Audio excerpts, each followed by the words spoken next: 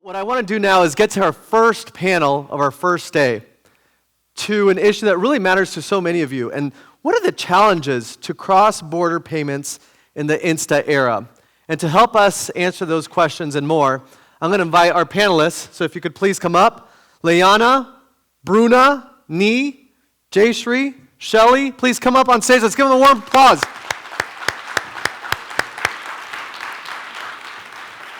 Thank you. Does my mic work? Yeah. Hi, everyone. So, let's see. Before I start, I just want to give 2 rounds of applause. Just wait until I finish. The first one goes to the ILF team, and the second one goes to the person who decided to put a timer in here for me to speak in 45 minutes in the most controversial topic, actually. So, give a round of applause. Thank you so much, please. Before we start, I want you to engage with us. I hope I'll get to the Q&A. But as part of engagement, I need your mobiles, your QR, to please answer the question of how long do you expect a cross-border payment to be credited into a beneficiary's account? We're going to give it a minute, and then we'll see the answers. Wow, okay. Depends. 1:30. No, I'm actually looking for, okay, we have 0.1. We have less than a day. One said 3 seconds. Interesting. I wasn't expecting that, actually, and we have... This leads us to the questions. So basically, if we look at cross-border numbers, and this is not only for instant payment, we have around 150 billion or trillion USD moving around the globe, with a 13% increase from last year, and the largest corridor remains between US and Latin America. I want to discuss the models for cross-border, and I just added the instant payment part just to give you a context of our discussion and on the challenges themselves. However, those models are not the only ones that are deployed. Some of them are deployed, some of them are still under development, and we have other models, but those are the main ones. The first one is financial institutions to financial institutions, and when I say financial institutions, it's not only banks, mobile wallet service providers, IMTOs, fintechs, you name it. So basically, they create a mesh network where they all connect together, whether with APIs, direct integrations, whatever the underlying technology they're connecting to. One of the challenges, it's very costly, because each and every node needs to maintain a certain SLA, a certain connectivity, and it needs actually to make sure that its interfaces with each and every leg remains the same. So if any from the node decides to change anything on the data requirements and so on, it requires whoever is integrated to do the full change. So it's very costly on financial institutions. The second one, and clouds, by the way, are either jurisdictions or countries. The second one is basically you have 2 countries or 2 jurisdictions. They have instant payment systems, and they're deployed in the country for domestic payment systems. And you have an intermediary or one financial institution that's connected to both payment systems. And it acts as like a router between those 2. The issue is maybe it's less complicated from like an overview, but when you look at the financial institution and the intermediary itself, it really makes a headache in terms of handling settlements, reconciliation, as Stefan just said, in terms of just making sure that it's connected to both nodes, in terms of actually abiding by the scheme rules of each and every system. And once you scale it, it gets bigger and bigger and bigger. So with 2 nodes, it looks nice. With 3, that's fine. And then if you scale it, it will be much more costly. The second one is basically what's probably most of global payments are just working on, is actually connecting the systems themselves, so system-to-system connectivity. One-to-one is very easy. And the issue is that you need lots and lots of mappers, you need lots and lots of converters, because if you have 2 systems, that's easy. But even if both systems are using the same set of APIs, or using the same standards, you name it, ISO 202, 85, 83, whatever the standard was, the problem is with the tags. Not all systems use the same fields and the same tags to move their payments. Some use this tag, or others use that tag. So you need lots and lots of mappers and configurations. And if you have multiple payment systems connected together, you'll get a spaghetti-based kind of approach, which makes it very hard to scale, very hard to upgrade, because each and every upgrade will actually affect all of the participants and all of the systems. When it comes to cross-border in general, you have like the normal ones, like in terms of disputes, it's issue, because you will be just handing the payment to multi-layers, and then if a payment fails at a certain point of time, you just need to know where it actually failed to be able to initiate disputes, FX. Stefan, thank you for the presentation.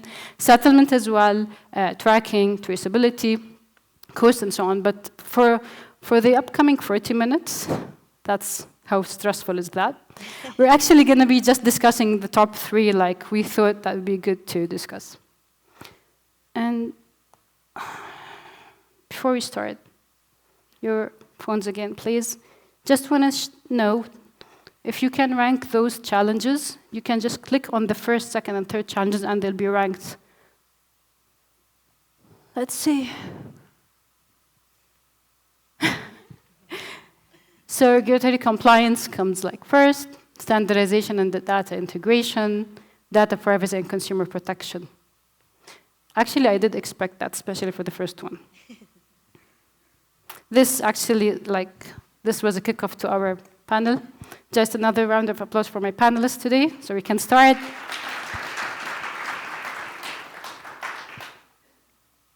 Bruna, within your research that you've been doing, can you just give us an overview of the most challenges in regulatory scheme?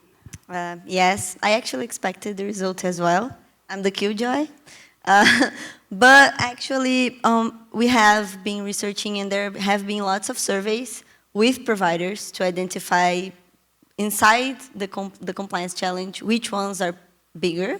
So the World Economic Forum, OECD, Thomson Reuters, you sent me, surveyed the market, and they identified that many challenges, but I like to group them in 3 because of time also. But and I like to provide context to everyone. I'm Brazilian, so I speak from PIX experience, and if it's the Brazilian instant payment solution platform, if any of you don't know, it's provided by the central bank for private providers to develop products from there. And now they're trying to make it cross-border. So I'll talk about global challenges, but I believe the Brazilian experience with PIX provides some insights on what we can do to solve the problems. We haven't solved it, but maybe it's a starting point for discussion. But I believe we can summarize the challenges in 3 categories. First, it's outdated national regulatory frameworks.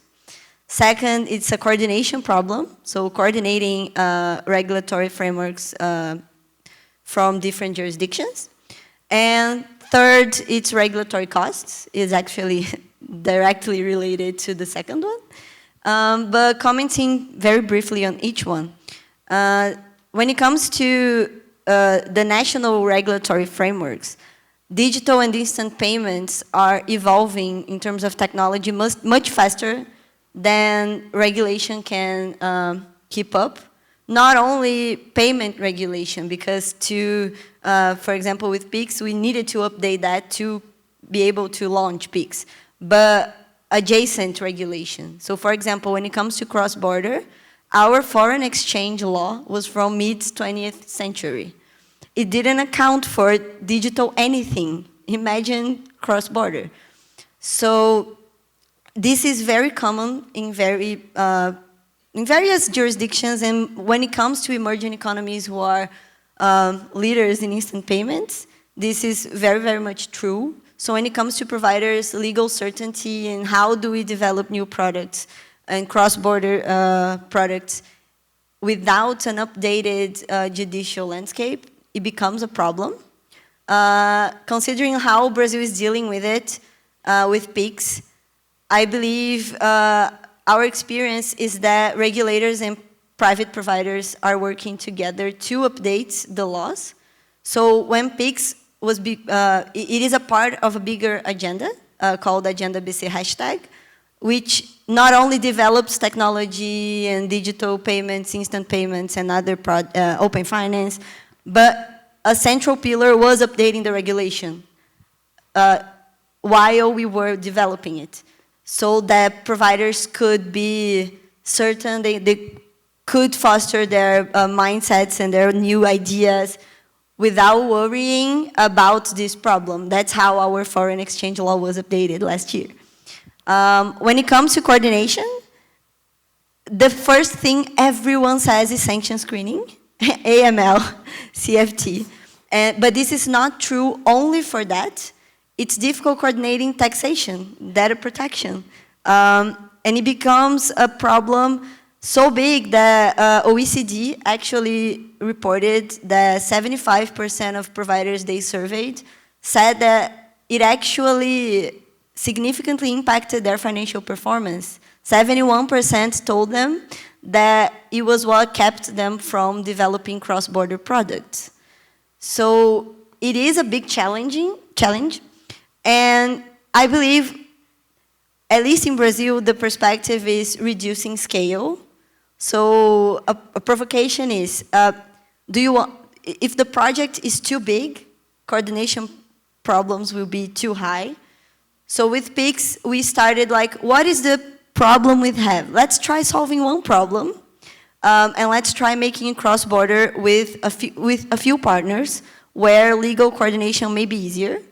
So the first proposal was, let's try to make PIX cross-border with Colombia and Uruguay, which are neighboring South American countries. We have a lot of tourism, we have a lot of migrants. So trying to solve this problem and making cross-border instant payments viable for smaller objectives.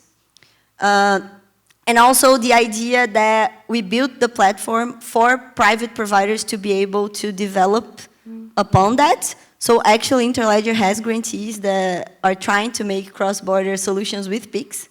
So the idea that smaller projects, smaller scale to solve a very concrete problem, it's easier when it comes to coordination. But specifically, sanction screening becomes a problem when it comes to how instant do you want your instant payment to be. Because if you have an alert, and it was actually reported by Project Nexus, which is very ambitious, but their own reports from March, they said, sanction screening is a problem. There's only so much technology can do. Because if there is an alert, it has to be manually checked, and this could add 24 hours for the money to be given to the beneficiary. So dealing with sanctions and AML and CFT, it's a problem, but coordination is a bigger picture. It's not only AML. And lastly, when it comes to costs, all that costs a lot of money. So Thomson Reuters actually reported that a third of providers are projecting their compliance teams to they have to grow. Even if they have to keep budgets the same, they have to hire more people. OECD also reported that it became a very hard, it wasn't actually OECD, it was World Economic Forum, that it reached almost 300 billion in costs, dollars, to the compliance with fraud and all these problems. So these 3 points are the main problems we have to tackle. They are problems for cross-border payments overall. When you make them instant, you just make these problems bigger. But Brazil is actually trying to keep the scale smaller, to help. I believe we're going on a good path, but a lot of problems to solve. I like the concept of baby stepping, actually, like solving a problem at a time and then just expanding that. It gives you more room to actually check the problems, the actual problems, even the micro ones that do not like appear out of this, like, yeah, and it just gives you a more robust and a more solid solution. Jay. In terms of data privacy, consumer protection, and all of that. Implications for cross-border data flows, international data sharing agreements, if you talk about instant ones, and you have so many people saying you have different regulations in each and every country. How you perceive that, how you look at that. And Bruna did mention also the cost as well and the consumer protection. So I would like to hear your feedback. No, and I think it's a great question. I'm going to actually dial back to when we think about leaving no one behind, who are the consumer segments that we're speaking about? Because I don't think we can speak about consumer protection risks as a homogeneous block. I think it depends on which segments we're speaking about and what are the risks that they encounter. So at the retail level, cross-border payments are obviously most important to economic migrants, people that want to send money back home. We think about, especially the 1 billion that have been included in the last decade of work that has happened in the inclusive finance space. Increasingly, as a result of geopolitical risks or changing weather patterns, we also see migration happening and people being forcibly displaced. They constitute a whole new problem because a lot of them tend to be undocumented or may have tiered KYC, which means that they have limited access to some of the services that Bruna just described. And then there's MSCs who obviously are the engine of every country's economic growth and development. So there's a lot of incentive to make sure that they can, they can operate or pay people, pay their suppliers, or get payments from their consumers. Again, there with the changing nature of work, we have to think about trends like gig workers or people in the creative economy and how do they get paid across payments. And for each of these segments, each of these, whether it's retail or business, they're all doing some kind of cost-benefit analysis in their head. So they're thinking about the amount of money that they have to pay. So how much does this cost to send money back home or to receive money? Is there transparency in what is the actual amount that gets credited to the recipient's account finally? Or is that going to be a massive surprise? In several cases, that is a surprise because we don't know what the FX rates are, we don't know what the float is. The speed is important. It could be more important for MSCs than for somebody who's a migrant who's sending money back home, unless it's for an emergency. And then there's the issue of guaranteed delivery. And finally, because we're dealing with a segment that may not have access to smartphones, that may not have access to computers, that may be dependent on an agent at the last mile to get the money out, we are also talking about issues of fraud. We're talking about liquidity problems that agents might face. And so there are all these problems with, when we talk about consumer protection. So I think we need to take a little bit of a segmented approach there. I can go on. Do you want me to? Yeah, please.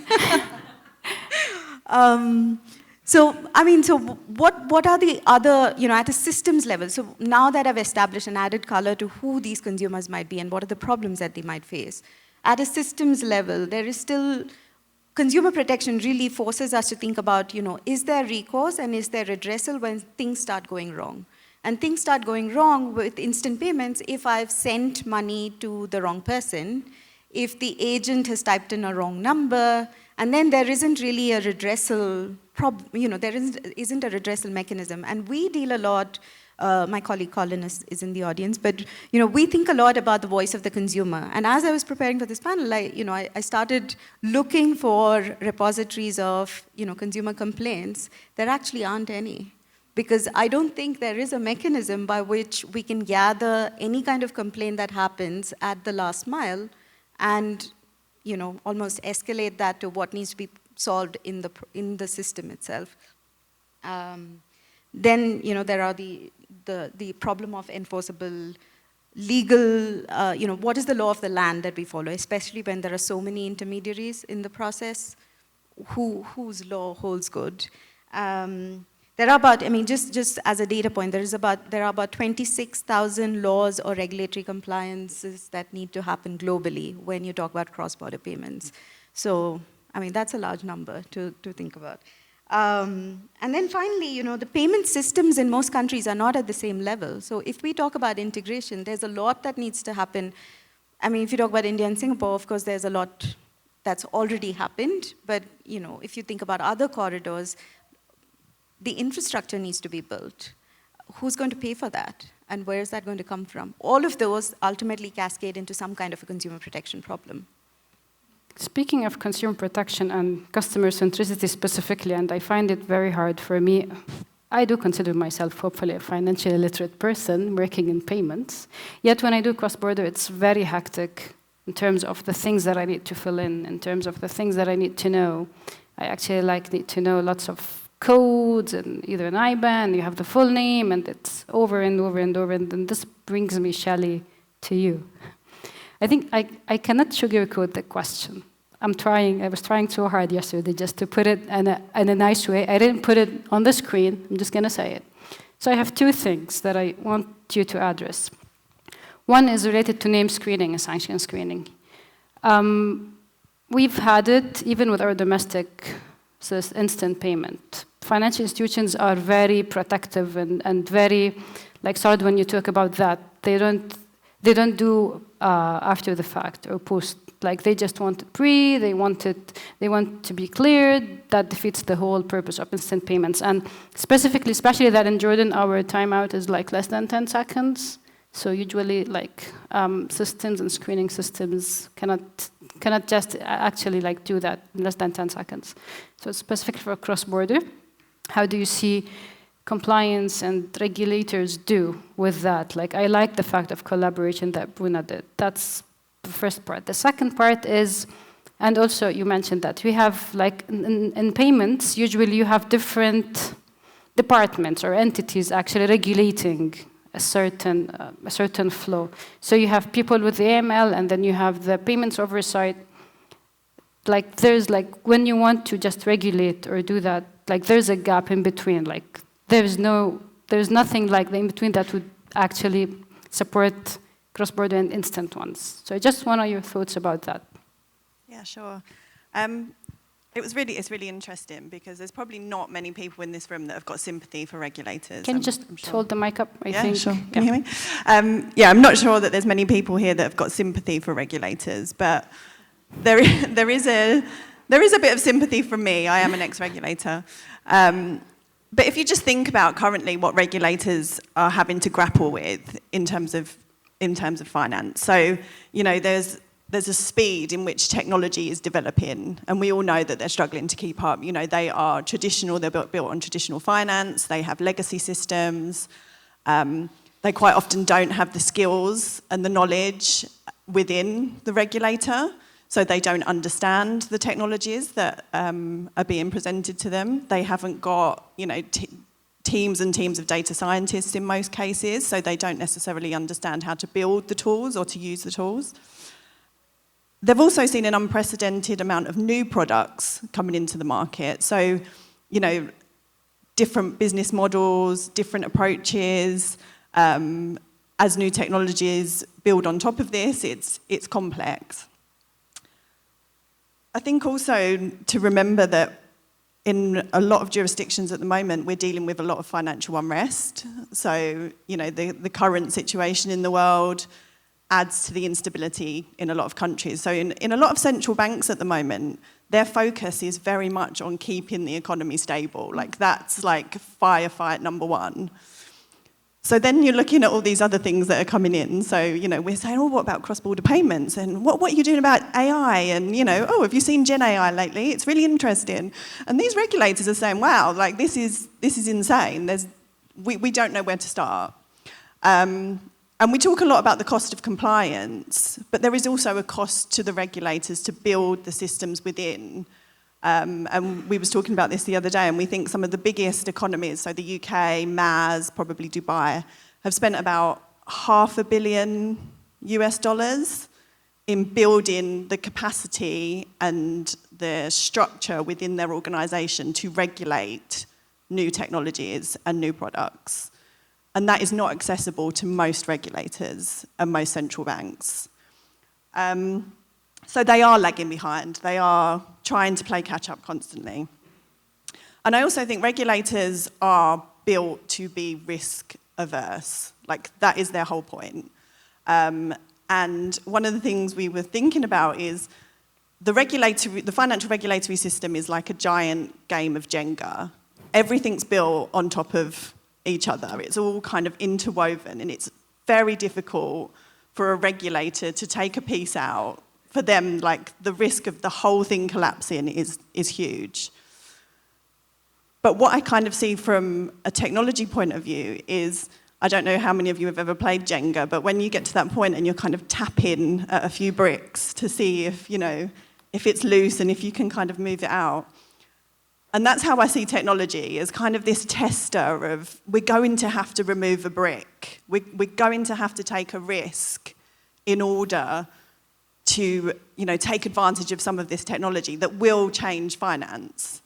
And so at some point, someone's going to have to do that. And I do see that happening with regulators. I do see that first step, and we've talked a little bit about kind of cross-border cooperation that's happening, which is hugely important because regulators are siloed by nature. They're siloed internally. So now we're asking them to build these kind of huge ecosystems globally, which is very difficult. There's a lot of political issues. There's lots of, problems that sit underneath. You have to be really careful about how you do that. Someone's already mentioned that regulators are at different levels and countries are at different levels. So, like their payment systems, their regulation systems are also very different. So that's a couple of things, I think, in terms of the problems, and I think there are risks for regulators in this. But thinking about the solutions, I think, to kind of be a little bit more positive, one of the things that I think regulators need to do is they can't rely on policy alone anymore. So they're going to have to start regulating innovation with innovation. And one of the things that you mentioned, Bruna, was around, the cost of, how they regulate KYC, for example. And there's tools out there. There's innovation coming through. Privacy-enhancing technology. I've mentioned AI, as a tool for regulators to help them regulate the markets. So we need to see more of that. We need to see regulators, again, taking the risks, building out their internal capability, relying on technology a little bit more in order to regulate the environment. In terms of policies themselves, they are going to have to think about being more flexible. There's different ways to apply regulations. There's different ways to think about, how you bring, 26,000 regulations and bring those down. There's payment corridors, safe payment corridors and things like that. So there are things out there. And what I'd really, something that I'm very passionate about is seeing more testing. So cross-border testing needs to happen. And I think Bruna's right in that if you've got some really good use cases, some small, start small use cases where we can test some of this, we can get the right people in the room, not just regulators. We need the private sector. We need the technologists. We need people that understand the technology to come together and kind of start testing how this applies. So sandboxes, we love the word sandboxes as a regulator. More of that testing, more of that freedom to allow new technology and new tools to test what that works, how that works in theory. Yeah, the idea is the regulators, in general, they're always lagging behind. So it's not this specific, it's not a country-specific thing. And they're more into policy that I to agree to. And there should be a balance between to which extent actually regulators need to just loosen up. I like the things that Ms. Maha used always to say, sometimes you need to use the laissez-passer model, to just tap on the things and let's see, and they said sandboxing and so on. And I do understand there should be a balance to that. If you want to read more about the cost of compliance, the Reuters, they have this report that they issued, cost of compliance reports, that actually tackles lots of points. Nyi, okay. Nyi, I want you from a technical perspective, from your experience, what you've been through from technical challenges, they were the most hindering all of your work when it comes to cross-border and instant ones, and then we'll move to what you're doing with ILP now. Thank you so much. I think the technology in the cross-border payment is complex, right? It's clear, but I think compared to other challenges that has been mentioned previously, especially the regulatory, I think it is something that can be solved. It needs coordination. It needs a lot of the champions around the different jurisdictions to come together. When we are talking about cross-border payments, we are talking about different jurisdictions to agree on the regulatory compliance, not just within their the country or jurisdiction, but across jurisdiction when it comes to AML screening and all this, the data that can be shared safely. What is the data privacy, data sovereignty for each country versus what is required for the recipient of this fund, to be able to clearly accept that this is coming from a good source, So there are a lot of challenges that we can talk about when it comes to data and integration. One of them could be the address that we use to send to the other party, So the alias resolution has been resolved within a jurisdiction most of the time, especially in countries where there are national payment systems. But when you are sending money across to the other jurisdiction, and if you are using instant payment system, most of the time we are using alias. It could be a phone number, it could be any alias that is agreed between these jurisdictions. And how do you resolve that across this jurisdiction is something that we need to work out. It is not something that is impossible to solve, but it requires a lot of coordination. All the stakeholders coming together, agreeing on what alias to use and how it will be resolved. And you mentioned about the three models of connection, financial institutions connecting to each other, a hybrid model, and also the national payment systems connecting with one another. And we are seeing the trend that the third model of national payment systems are connecting to one another, just like what Bruna mentioned about Brazil, Colombia, and Ecuador, I think is the model that we are seeing. When we are also talking about that, we also have the different messaging standards that are used in those national payment systems, that is also a consideration to be made. A lot of the national payment systems are currently thinking about or in the process to migrate into ISO 20022 standard. That's just one example. And when you are talking about integrating between these systems, then you need to understand what version of ISO 222 the other system is using, whether they are interpreting the messages the same way that you are interpreting, and that becomes a coordination to be add to this complexity that is already there. And in some cases, when you started integrating between two national payment systems, it is manageable. But when you start adding the third, the fourth, then it becomes really complex. So in some implementations, we are seeing a switch for the switches approach, where there is a regional switch that connects all the switches to that regional switch. So that becomes an added layer of cost and also complexity, but it is something that is necessary. And there are other considerations that goes into that. The FX providers who will provide the FX, who will manage the FX risk, settlement model, and something as maintained as the time zones differences, Because sometimes the sender financial institutions in one time zone, the recipient is in another time zone. FX provider is operating in a different time zone, and also the settlement is probably happening in a regional hub, which is probably in a different time zone. So when you are talking about all these time zones, you also need to add into the report generation, settlement model, all these considerations. They can be solved, but those are the things that I think we need to add. Just to be frank, it looks nice on paper.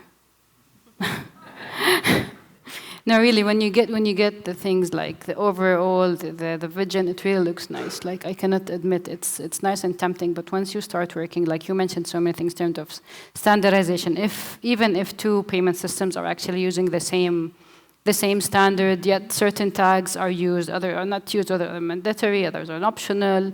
We've been through this, and we're still going through that. The value dates of the payment, specifically working different time zones, that would make a difference, because payment might be rejected because of value date that's not yet, it's a future value dates, and instant payment do not work with future value dates, at least in Jordan. And in terms of, like, I just want to say, like, we're not here to solve the issues. I just want to ignite, like, a discussion afterwards, and we're happy to take any questions after we're done. And, so, as a closing remark, because I want to see if we have questions. So, as a closing remark from each of you, and Jay, I'll start with you, and then.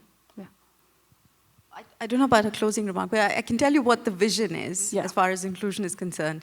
So one is, that we should bring down costs to as close to domestic payments as possible.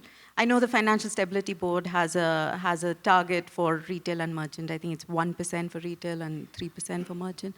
But it'll be great to bring down the costs. I think the second thing is have real-time fraud detection measures, because I think with instant payments, there's quite a real risk that you also erode trust, and that can be very dangerous, particularly for the newly included or the ones that we want to include. Also those with scarce resources. And then the third thing is, I'd love to see some of the regulatory silos being broken. And I think we do need to get people to talk more across borders, but also within the country.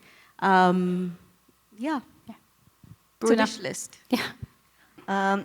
I believe 2 messages, but that's it. It's not solutions. We don't have it. But the first one is that maybe having very concrete problems to solve with well-defined use cases and starting small, it keeps the regulatory challenges and risk more controlled than trying to solve cross-border payment, instant payments as a whole. And the second is that I do believe, and I'm not the only one, that the success PIX has domestically and is trying to have cross-border comes down to stop seeing the regulator not seeing itself as someone who's trying to pull back, but push innovators forward. So, but it only worked not only because the central bank started seeing itself like that, but because private providers believed it. So this coordination, this idea that we have a platform, let's work together to develop it. So we start domestically, and now we're trying to make it cross-border, but together.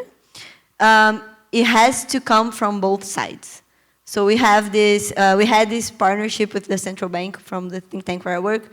They will launch a book called Innovator Regulator, a regulator innovator. I don't know what sounds better in English, but that's it. Regulator has to innovate, but the market has to believe that they can help and not only hinder the project. It's like market-led, innovator-pushed kind of. By regulators, yes. Yeah. Shelley. So I'd +1 to everything that's just been said. But one thing I'll leave you with when we talk about why regulators should take a risk. So just a very quick check on AML at the moment and KYC. So currently, there's about $2 trillion a year laundered through the system. And 1% is detected. So that doesn't seem like a success to me at the moment. So when we think about, why should we take this leap? Why should we start testing the regulations? Why should we start testing the system? It's because at the moment we're failing anyway. So it's a little bit like, why not? Yeah, 1% is like 1%. And that's not a reason for everyone to money launder. Like, you will get found out. You might be the 1%. Nyi? Sometimes when we talk about cross-border payments, we have this vision that we're talking about high-value transfers between banks, right? But in some of the projects where I was involved, we are talking about cross-border traders coming from one country to the other to sell small goods and having to carry cash, right, to make those transactions. We are talking about cross-border payments for those people who can use these tools, right, to make a big difference in their life. Right? So I'm very inspired by different technologies and different projects that are happening right in this room, where people are talking about how to make the money movement quicker, more efficient, more costly, more cost-effective. I think it has a real-world impact for people who are not in this room, and I thank you for that. I'll have just two closing remarks. One is how instant you want your cross-border payments to be, and I do believe that regulators, eventually they need to work it out. There should be a balance, but to what extent, I think that depends on actual use cases, and I like the model of the private sector actually pushing for that, and as well as customers. And probably the third takeout is, can we really make payments as easy as emails, and what does it take? So that's... I was waiting for that answer, Alex, coming from you specifically. So just wanted to leave you with that question. And thank you so much for listening. And thank you again. Thank you.